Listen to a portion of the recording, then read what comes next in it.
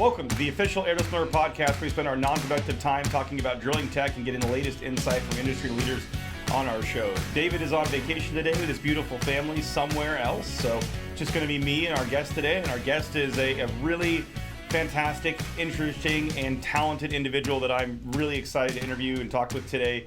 Mr. Clinton Moss, he's the CEO of Gunnar Energy Services. Clinton, go ahead and say hi. Hello folks, Ken, I really appreciate you guys having me on, and I'm looking forward to the discussion. I like these free-flowing discussions, no scripts. Let's just figure out some interesting things to talk about and see where it goes. Yeah. You're an entrepreneur, you know, that's a very difficult and hard road, and it's a very worthwhile one, and I definitely consider anyone who's definitely would encourage anyone who's considering going down that path to do so. Tell me a little bit about your path, right? Gunnar, as far as I understand it, is your second company you founded, or is there more? No. We have to rewind. Okay. Yes. Correct. Let's go back to how does someone get involved with starting their own business? Well, for starters, my parents worked full time, Monday to Friday, 9 to 5, and at 5 p.m. they would stop their day job and they would start their entrepreneurial activities.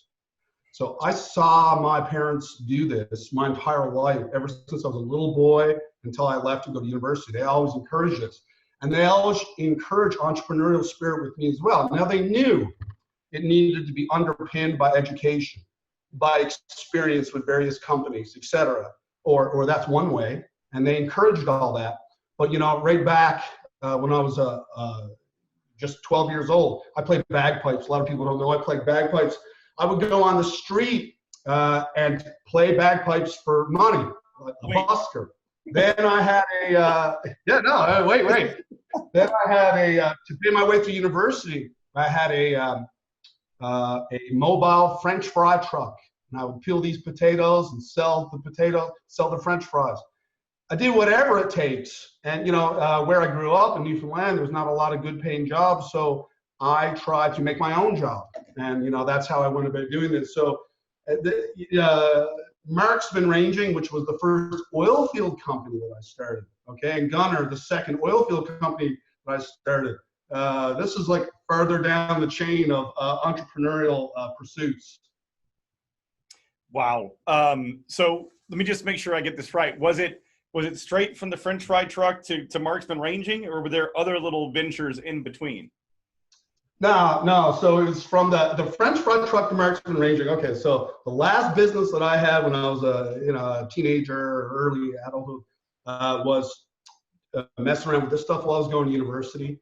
And once I was done university, I was employed immediately by Halliburton right out of school, and I stayed with Halliburton for I think 8 years or so. And then I moved on to other organizations and eventually my own business. Yeah. Okay, very good. I mean, I would literally peel potatoes, cut up, sell the French fries. And I remember on one particular occasion, I had my bagpipes and stuff like that in the French fry truck because I had to also do another engagement. I was actually playing at a funeral, which I'd be paid for. So I'd put my kilt on, go play the bagpipes, run back to the French fry truck. You're just making this up. You're just messing with me. Nope. Okay. No, I'm not. All right. Whatever it takes is what you do. Yeah. Yeah. Well, this is not the best example, but I saw this on the internet the other day. It's like, it's like, if you're a crack addict, you're going to wake up in the morning and there's no way that a crack addict's not going to get their crack, right? And they're just talking about kind of entrepreneurial drive and innovation, right? They're not going to wake up and go, I don't need to have that today. And Shannon, that's a terrible one. You could probably edit that out, but it makes a point, right? Like it's just whatever it takes, what you're going to go for, right? So, what is? Yeah, so I'm sure we can edit that out, the crack reference, but just so I'm sure you're the same way. This is something. It's your brain cycle is running through an entrepreneurial activity all the time and testing this. The thought experiment. At every waking moment almost of the day, when I'm not dedicating, focusing time on my family, which is very important. Okay, all other times is focused on this activity.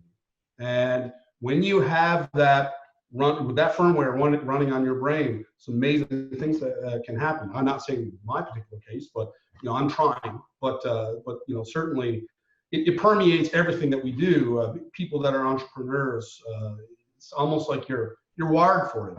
Not for everyone, but I feel as if I am. Yeah, I'd say it's a good sign that if you can't stop thinking about like a business or technical problem in the shower, you might be a good candidate for being an entrepreneur, right? Exactly. And it's funny because I actually had the same observation about myself, a couple of days ago, which was like I'm either in family mode and I'm spending time with my wife and my kids, or I am back in problem solving mode and the brain's going 24/7. Even if I'm doing a honey-do task and hanging some shelves or something, I'm thinking about work or a technical problem or solving a problem with a client or whatever else, while all that's going on, right? It's just absolutely nonstop, right? Yeah. I'm embarrassed I would be really embarrassed to see the statistic, because the number of hours that I have thought about measuring while drilling tools while taking a shower is probably a pretty astounding number. And I bet. So you did 8 years with Halliburton out of school. What inspired you to get out on your own informed marksman, right? Yeah. Okay. So I was with Halliburton, and I just learned a tremendous amount there, and really kind of the impetus for forming my own business came when Halliburton acquired a bunch of technology from Vector Magnetics. That group is a fantastic group by my estimation, by my judgment. They are the original inventors of magnetic ranging.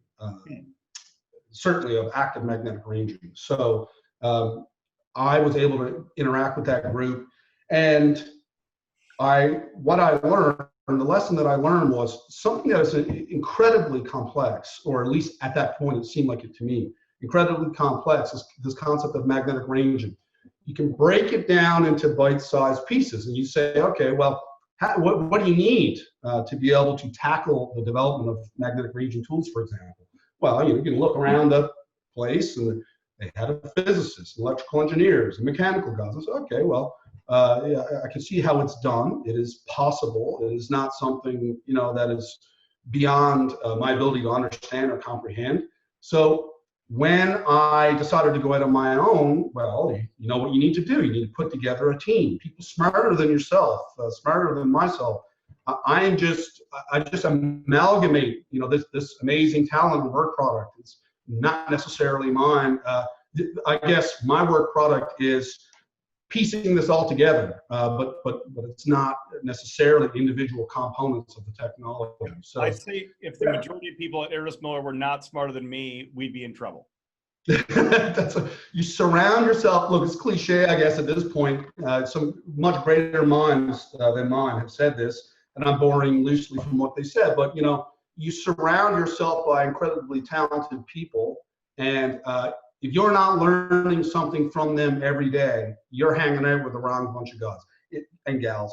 If I don't learn something every day from my team around me, I've got the wrong team. Okay, so this is and or you're just doing the wrong thing. What's that? Or you're just doing the wrong thing. Yeah, maybe. So this is the position I find myself in. What an amazing job, if you will, to be able to get up every day and spend time with brilliant people, and collectively generate, produce new things, and to learn and be very happy and content while you're doing it. I can't imagine a better vocation.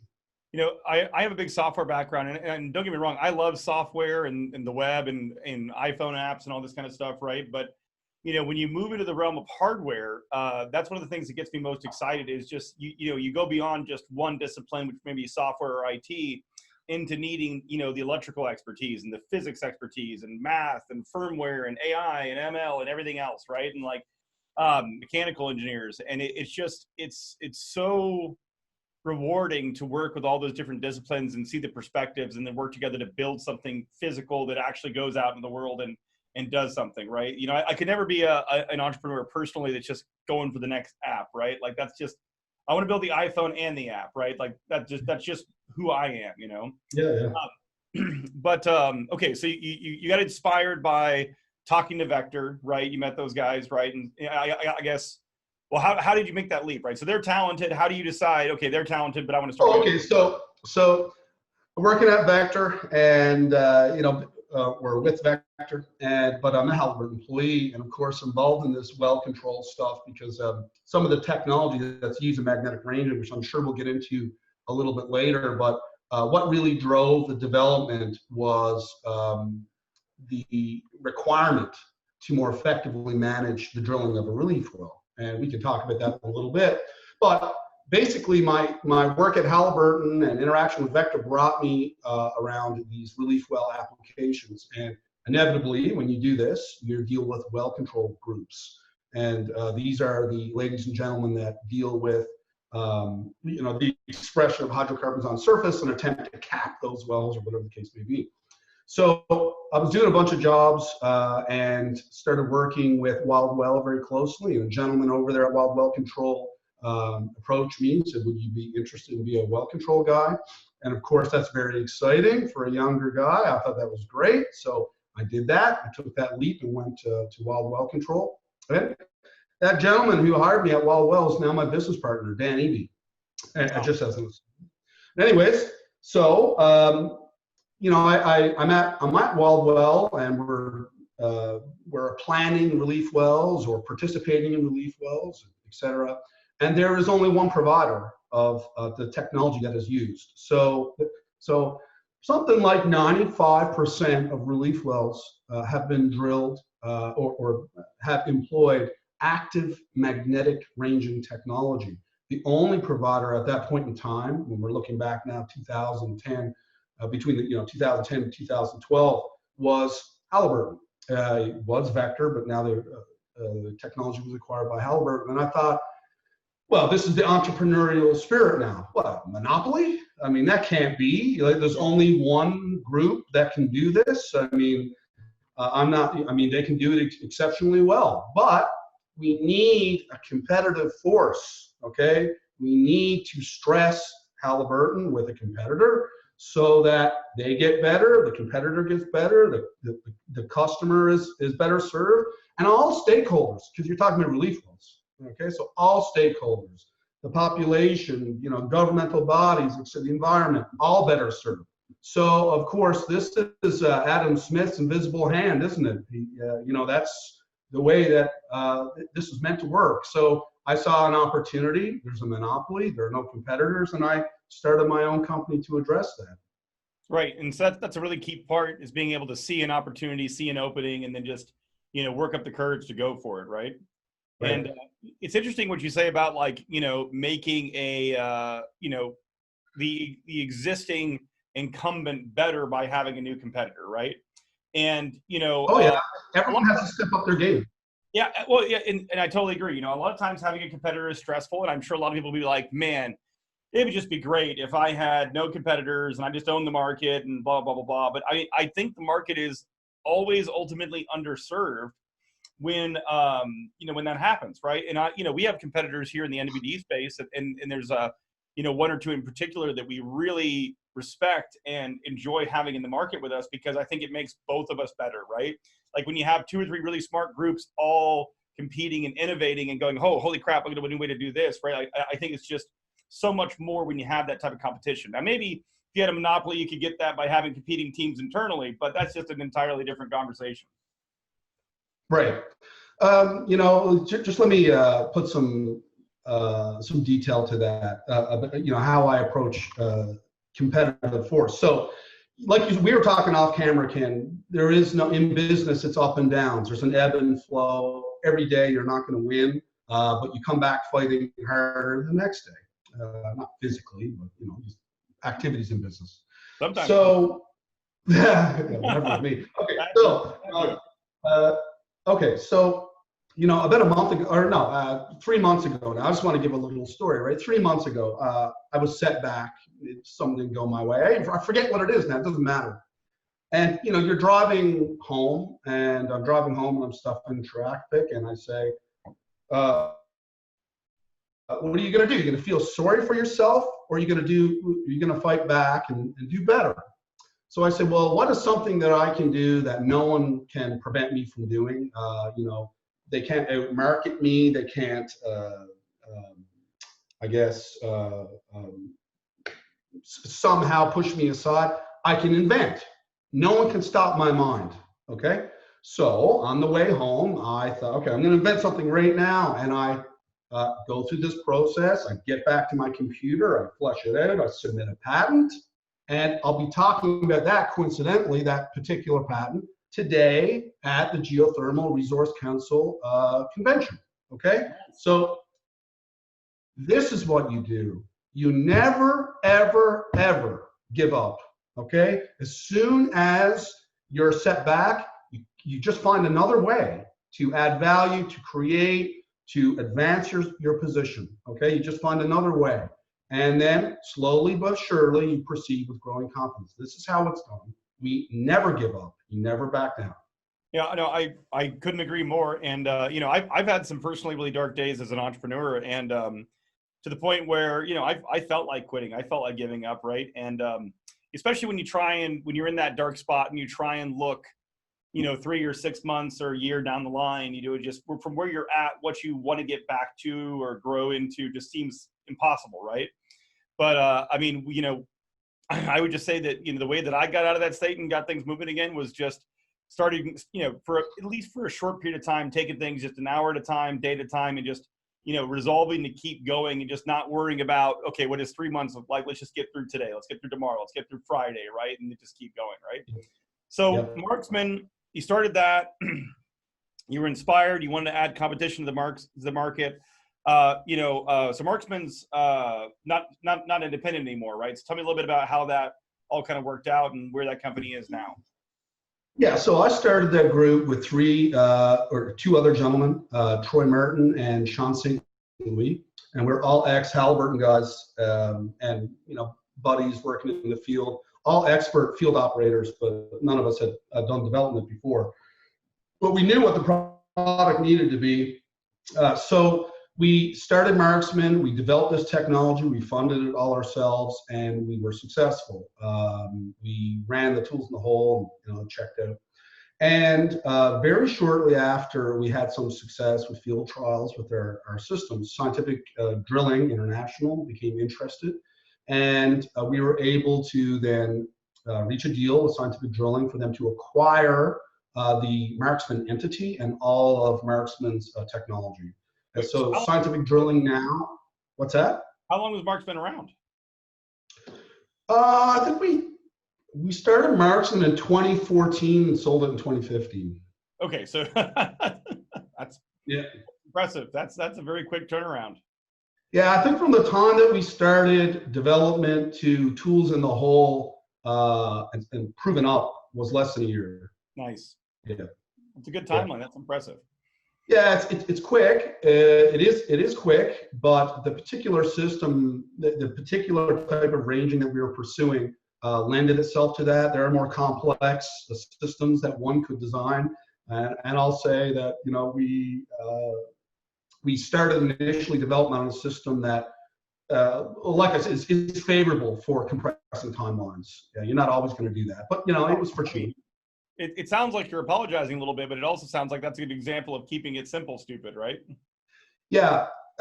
The bottom line, though, is the tool went in the hole and it worked. And in particular, tool was for drilling steam-assisted gravity drainage wells, keeping two parallel wells separated at some precise distance over the extent of their lateral. Nice. So the bottom line is we ran the tool in the hole and it worked. So I guess, you know, easy or not, or whatever the case may be, I'm sure it wasn't a useful result. I'm sure it wasn't 100% sure it wasn't easy. So, so you guys got bought by SDI. I assume you worked for them for a few years. Yeah. So, look, magnetic ranging technology is complex. It is not. It will never. Not. I shouldn't say never. That's a strong word, but it should be thought of generally as an expert user system. There is a lot of nuance to the interpretation of the data. Interpretation of the data is key. Okay, why am I saying all that? Because you can't just sell technology to a group and say, oh, here's the manual, go have fun. That's not going to work. Not for this particular type of technology, the physics of the measurement, etc. So rightfully, naturally, I worked with Scientific Drilling for approximately 5 years, and that was so we could transfer a lot of the knowledge about how the systems worked, and pursue the market together.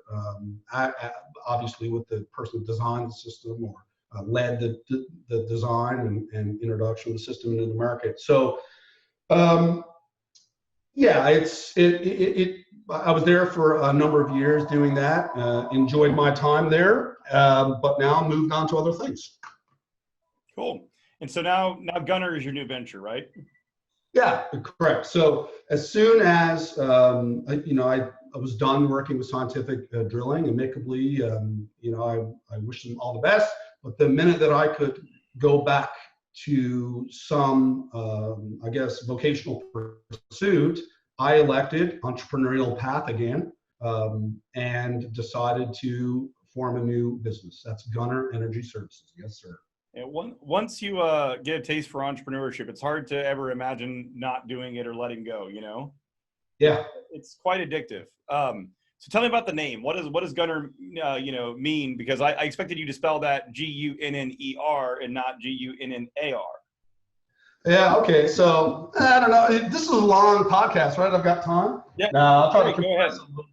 So okay, you're looking for names, and I'm looking for something that is aspirational. Obviously, means something to me personally. Marksman kind of invokes the concept of precision and hitting the bullseye. Imagine an Olympic athlete; she's going to shoot and hit the bullseye in one of these decathlons or something like that. I guess I'm not sure the technical name, but okay. So that's why we said marksman. So I was like, well, what's another? I'm doing the same thing. It's about accuracy, pinpoint, hitting something. Well, what about a gunner? Like a tail gunner on the end of a bomber. That kind of came to my mind. But then I guess something that hit home personally for me was the fact that my uncle, who I admired, his name was Gunnar, Gunnar, Gunnar Laurel. And he was a pilot. He was Swedish. He was a pilot in the Second World War and ended up in Canada flying bush planes after the war, delivering medicine to remote communities. He's been in some very precarious situations. Crashed in his plane and survived 9 days in the Arctic, rationing portions of candy bar and draining the fuel from his plane, building an igloo, and then surviving inside the igloo for 9 days, burning this fuel so he could stay warm.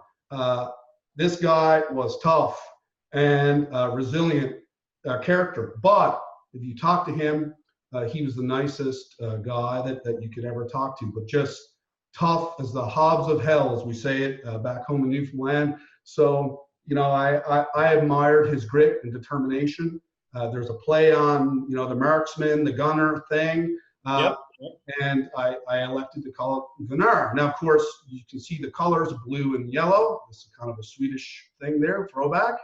And we pronounce it Gunnar because Newfoundlanders, that's how they pronounced his name, Gunnar. No Newfoundlander, very few, are going to take the time to say the Gunnar, drag the A out on the end of it there. So, yeah, that's where it came from. I'm pretty embarrassed to say that I still cannot pronounce Erdos correctly. The American pronunciation is Erdos Miller, or whatever. But I'd have to get David or Abe on to say it in the Hungarian pronunciation, right? Yeah, there you go. Yeah. But it's awesome that you're honoring your kind of your history and your family with that. I talked to the guys, Mr. Terry Frith at Gordon Technologies, and Gordon is also a family name that they're honoring there with their company's name. So that's awesome to see, people doing that in the industry. So let's shift a bit and talk about technology, right? So let's just what the hell is magnetic ranging, right? What a weird word. Like, tell me about that. Tell me about, I heard relief wells. What is all this stuff?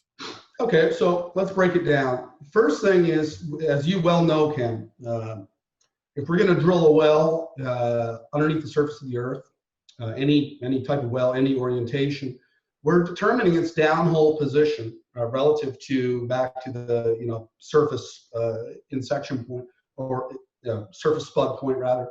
And we do that by, basically integrating through a series of measurements that we have. We have a measured depth, inclination, and an azimuth. So a tilt and a direction and the depth of how much drill pipe we have in the hole.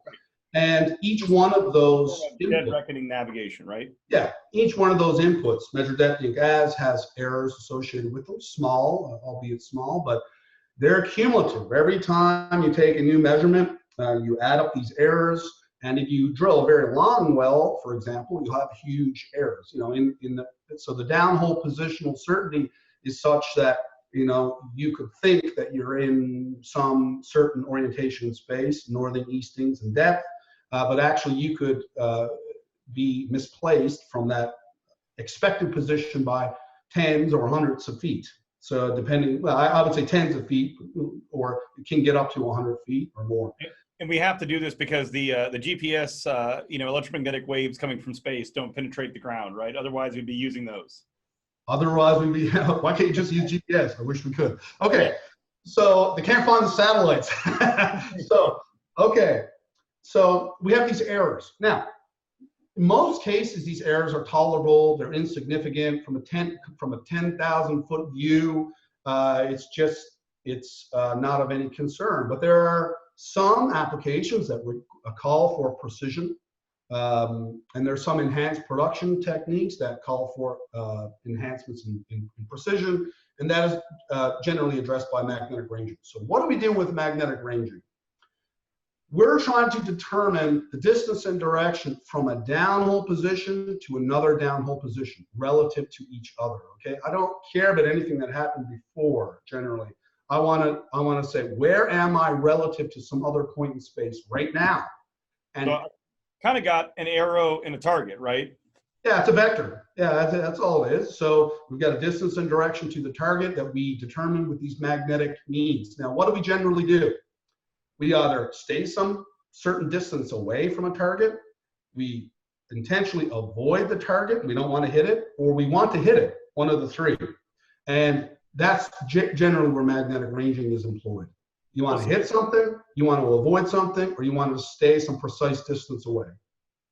And so staying away from something or staying a precise difference, that sounds like something you do as kind of a normal or planned course, right? Yeah. Hitting something sounds like something you do when something goes wrong. Actually, it's both. So let me give you some examples. Let's say we want to stay away from something at some precise distance. Here's a couple of quick ones.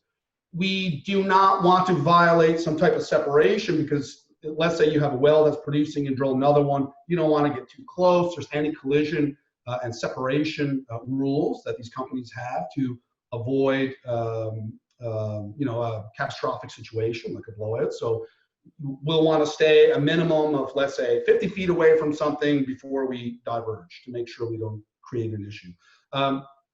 Enhanced recovery, steam-assisted gravity drainage. They figured out if we place two wells approximately 20 feet apart and have those laterals perfectly 20 feet apart over some extended distance, we can produce this heavy oil in a creative, interesting way.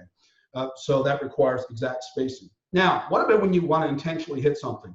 A lot of times it's because you have a problem, like you said. If you have a well that's blowing out, one of the ways that we can address that is to drill another well, intersect the first. It's often called a relief well, but these days we're not relieving any pressure. We're actually applying pressure. So that's a situation where you want to intersect something because of an emergency. But here's another interesting reason we might want to intersect. I'm talking about this afternoon at the Geothermal Resource Council. What if we want to drill closed loop geothermal systems? Okay, so we want to drill two wells that intersect, and then we're going to form a closed loop like a heat pump, but very deep underneath the ground. Well, now we're intentionally lining up to intersect two wells, and that's pre-planned. That's fantastic. So how does this actually work? How do you stay 50 feet apart from something? Like how do you do it? Yeah, I'll tell you exactly how it works. So magnetic ranging generally it's boiled down to two parts. We need to emit or create a magnetic signal, or otherwise determine some signal we're going to sample, and we need to receive it. So emit, receive. Generally speaking, we receive the signals with magnetometer package, okay, and it can be deployed via wireline or embedded in the MWD. And then there are myriad ways that we can create a signal. We can inject current. We can put rare earth magnets in the bottom hole assembly that generate signal. We can deploy in wellbores electromagnets that create signal. And the key here is most of the sources of the signal, we understand the three-dimensional field that they will create. Okay, so we have a model for the field that whatever source of signal will generate. Well, then now when we sample it, we can make meaningful interpretation of the data and determine the distance and direction. So magnetic ranging, boiling it down to the simplest parts. How do you do it? We emit a magnetic field other than the Earth's field. We don't care about that anymore. We receive it, analyze, action. And that's how I was going to kind of basically boil it down, right? Is most of the time we're drilling with a magnetometer, we're drilling in reference to the Earth's field, where the magnetic North Pole of the Earth is, right? In this case, we're creating an artificial North Pole almost and drilling in reference to that, right? Absolutely. Could be thought of that way. Yep. Okay. Awesome. So why do I have to do this by creating an artificial or, sensing an existing magnetic field, right? Why do I have to create that artificial North Pole? Why couldn't I just make a gyro that's hyper accurate and just know that these two wells are 20 feet apart? Okay, you could, but that is possible, but that requires an incredible amount of foresight and that super duper gyro you're talking about.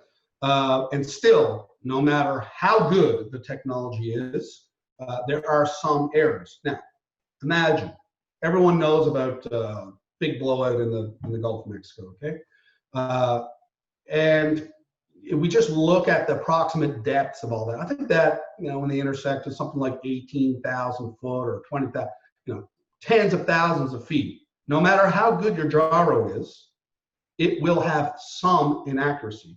Even the way that you run it in the hole, like the way it's sitting in the hole at any particular time. Okay.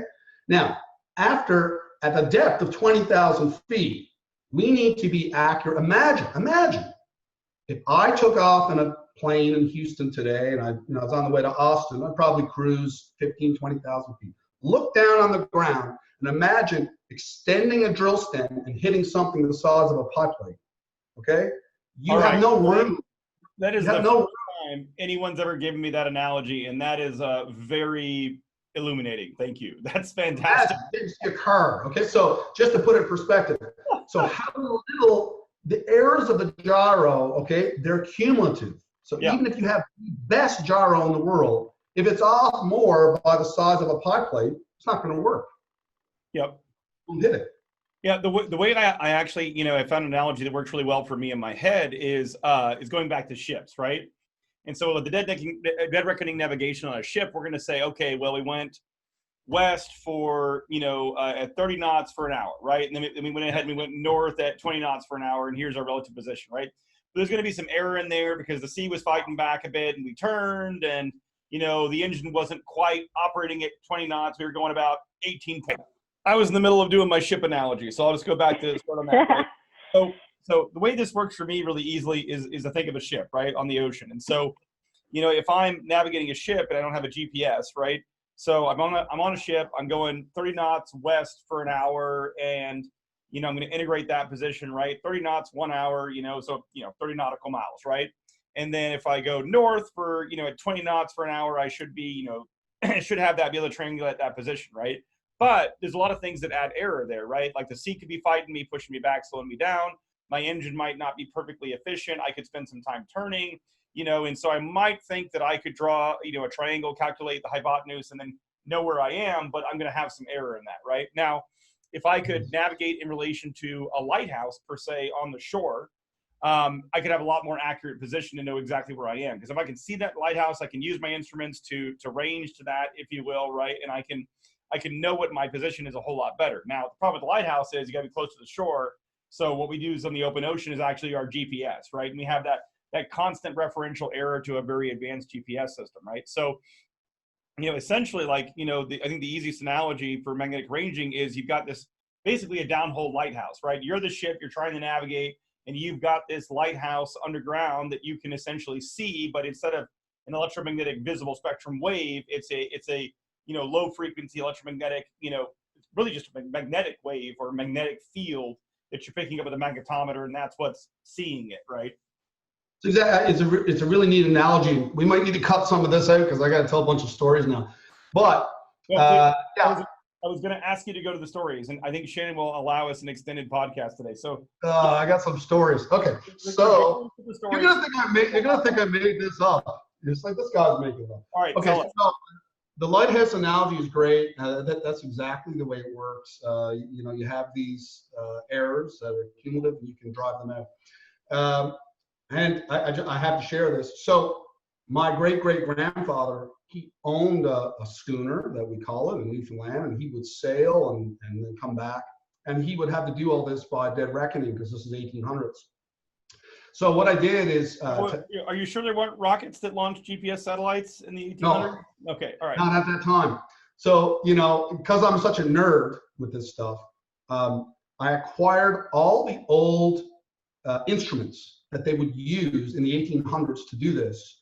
The old original charts, the British Admiralty charts, a ship's log, sextant, compass, chronometer, and then I would actually go in my little boat and pretend to see if I could put myself on the bearings that he did. Oh, wow. Yeah, and I can do it, plus or minus 5 miles or something like that. But, there's error. There's error. And then once I do all that, I can simply turn and look at the lighthouse and head towards it. Okay, or if you're in fog, you can listen to the lighthouse. Okay. Enough about story. My analogy based upon your history. Yeah. Back to your technical observations. This is interesting, right? Magnetic fields freely, or the magnetic field that we use in magnetic ranging, freely penetrates through the Earth. The magnetic permeability of the Earth, we treat that, for most formations, we treat that as the same as traveling through space. Now, it's not, there is some resistance, I'll say, to magnetic field propagation through formation, but it is so small that it can be ignored. Typically, it can be ignored. So, so the analogy is great. These magnetic fields propagate out freely through the formation. In the same way that if you were in a boat, you could look and just, visually see the lighthouse, or et cetera. So, yeah, it's a neat analogy. It's fun to talk about it. Well, Clinton, we've gone an extended time today. I'd like to wrap up, but if there's any other stories you want to regale us with, because you're full of fantastic stories, feel free. It can't be forced. It doesn't come back naturally, right? Oh, okay. For some reason, it seems like I always got a story for everything. That's the Newfoundlander that's coming out of me. I think that may be a sign of something you should talk to your doctor about, which is called age. There you go. I'm getting a little more full of them. I've definitely, accidentally subjected people to the same story 3 or 4 times now, and so it's happening, right? Like it happens to everybody, right? Well, Clinton, this has been fantastic. I think it's going to be a fantastic listen for everyone that is in the industry. And so I really thank you for your time today. And, maybe I'll ask you back so we can naturally get to some more of these stories. Yeah, hey, I really appreciate that, Ken. And I'll just leave in saying that, it's a difficult time for a lot of people, for entrepreneurs and all that kind of stuff. And I'm telling you guys and gals, scoop up your family with one arm, scoop up your neighbors with the other, and proceed. Move ahead. We can never give in. A lot of complexity and difficulty, but just work your way through it, and it will acquiesce, like all things. So we all have to, keep up the good fight. Fantastic advice. So that's all the time we're going to allow ourselves for today, because we definitely went over the allotted amount. Clinton, this is Mr. Clinton Moss, CEO of Gunnar Energy Services. Fantastic. Thank you for joining today. Thank you very much, Ken. I appreciate it. Be sure to check out our podcast on iTunes, Spotify, and YouTube. And thanks for tuning into today's episode. We'll see you next time.